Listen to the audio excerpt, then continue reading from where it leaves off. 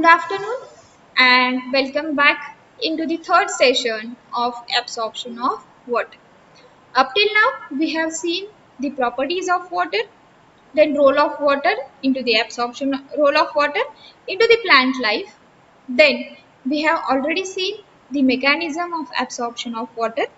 Now within mechanism of absorption of water, we have already seen the two theories of absorption of water, active absorption of water and passive absorption of water in last lecture.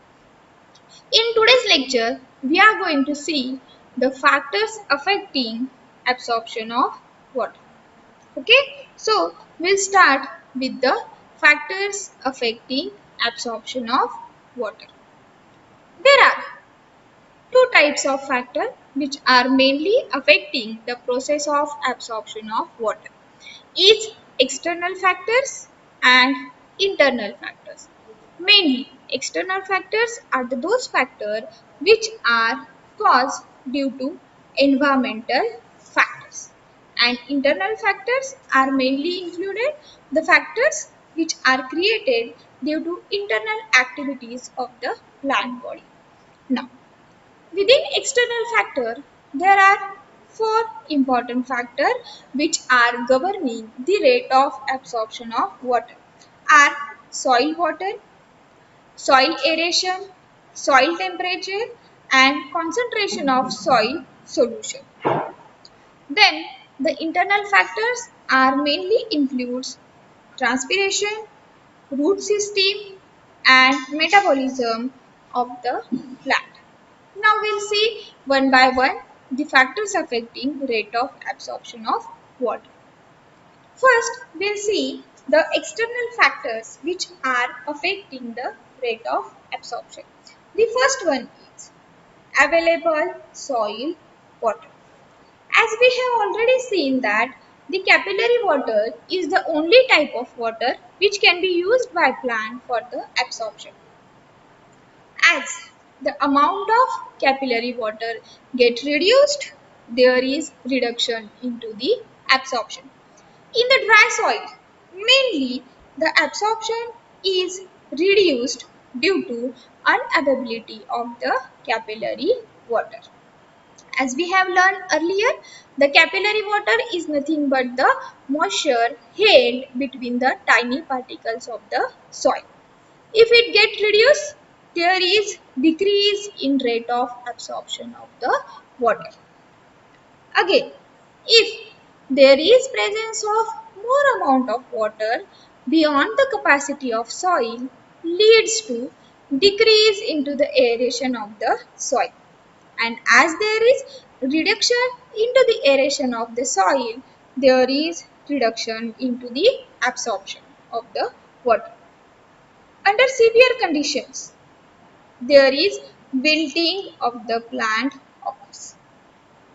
Means if the water is present in beyond capacity, leads to wilting of the plant, and if there is presence of very less amount of water, then also water plants are facing the wilting. Okay, now the second condition, which is again very important, is concentration of the soil solution. In osmotic theory of water absorption, we have already seen that when the osmotic pressure of the root cell is higher as compared to the soil water, there is process of absorption of water. There is basically endoosmosis, which leads to entry of water molecule within the root hairs from the soil. But if the concentration of the soil is more, leads to no endoosmosis, so that there is no absorption of water. Mainly, the soil having presence of micronutrients, macronutrients which are present in dissolved form within the soil water, and these dissolved nutrients are deciding the concentration of soil solution. If there is increase in soil solution concentration, there is no endoosmosis, there is no absorption of water. Mainly, In highly saline soil, plants are failed to grow because of concentration of soil solution. As there is more concentration of soil solution, there is no process of absorption.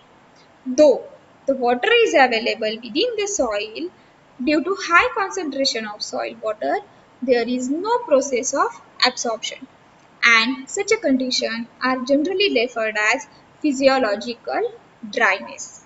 And again, this physiological dryness is also responsible for stunted growth of plant or wilting of plant. Generally, this physiological dryness leads to development of xerophytic characters within the plants. Okay, the next factor which is very important and very badly affecting the absorption of water is soil aeration. Well aerated soil, very good amount of absorption of water. As the aeration is affected within the waterlogged condition, there is no absorption of water. Mainly what happens? When there are waterlogging condition within the soil leads to retarded rate of respiration. As there is decreased or reduced rate of respiration, there is no absorption of water. We have already seen that the respiration and absorption are very closely linked with each other.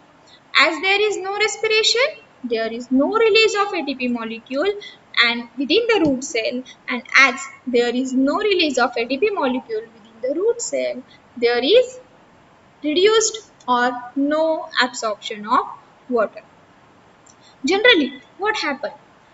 As there is waterlogging, as there is no aeration within the soil, leads to increase in high concentration of carbon dioxide within the protoplast.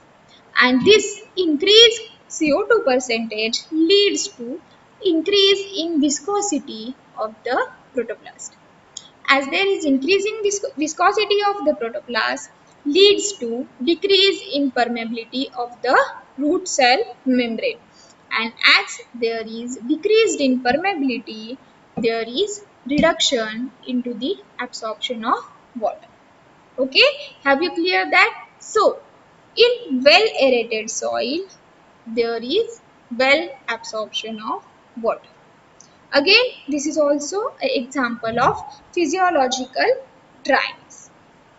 The next, which is very important factor, which is affecting the absorption of water, is soil temperature. Now, we know that temperature and temperature and transpiration are again the both are very closely related phenomenon. As there is increase in temperature, there is increase in rate of transpiration, and as there is increase in rate of transpiration, there is increase in rate of absorption. But this increase in rate of transpiration are also having limitation. Remember, the maximum absorption is always takes place between 20 to 30 degrees centigrade. Below 20 degrees centigrade, there is reduction in rate of absorption, and again, if temperature is proceed above 30 degrees centigrade, there is retardation into the rate of absorption. Now remember, when there is high temperature, plants were tending to close their stomata. As the stomata will get closer, there is no transpiration, and as there is reduction in transpiration, there is reduction in absorption of water. And at the freezing temperature, the absorption of water is always nil. It is almost nil. Why? Because as there is very decrease in the temperature leads to increase in the viscosity of the water. As there is viscosity of water, increase in viscosity of water leads to increase in viscosity of plasma membrane, leads to decrease in ability of absorption of water, as well as this decreased temperature leads to retarded metabolic activity, retarded rate of respiration. It also slows the rate of growth, which leads to low or almost nil absorption of water. Okay, so these four are the most important external factor for the absorption of water. These are mainly available soil water, concentration of soil solution, soil aeration and soil temperature. Now we'll see internal factors which are mainly affecting the process of absorption. The first one is transpiration. Now, what is transpiration? Transpiration is a loss of water in the form of vapor from the aerial part of the plant. And this transpiration is directly proportional to the absorption of water. As there is increase in rate of transpiration, there is increase in rate of absorption of water. Okay, next is absorbing root system. Amount of water absorption is always depend upon the amount of absorbing system. The more the amount of absorbing system, obviously it is nothing but the root hair. If the amount of root hairs is more, the amount of absorption of water is also more. The absorption of water and absorbing root system are closely linked together and always directly proportional with each other. If the root system is sufficiently available, then the absorption of water is also sufficient. And finally, the last internal factor which is affecting the rate of absorption is metabolic activity.